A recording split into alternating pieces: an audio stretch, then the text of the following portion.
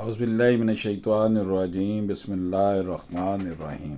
अस्सलाम वालेकुम नाज़रीन इकराम, अशरफ आसमी एडवोकेट आपकी खिदमत में हाज़िर है। नाज़रीन इकराम, आपसे गुजारिश है कि अगर आपने अभी तक हमारा यूट्यूब चैनल सब्सक्राइब नहीं किया तो इसे सब्सक्राइब फरमा लें, बेल आइकन को क्लिक कर लें ताकि जितनी भी हमारी वीडियोज़ बनती हैं वो आप तक बर वक्त पहुँचती रहें।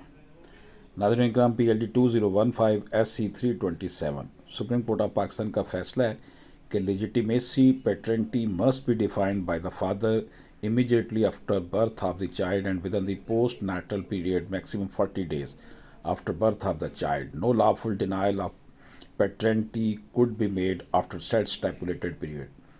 इस पर नरेट किया गया इस जजमेंट में सुप्रीम कोर्ट ऑफ पाकिस्तान की कि वालिद पैदाइश के 40 दिन के अंदर अंदर अपनी वल्दियत का इनकार कर सकता है।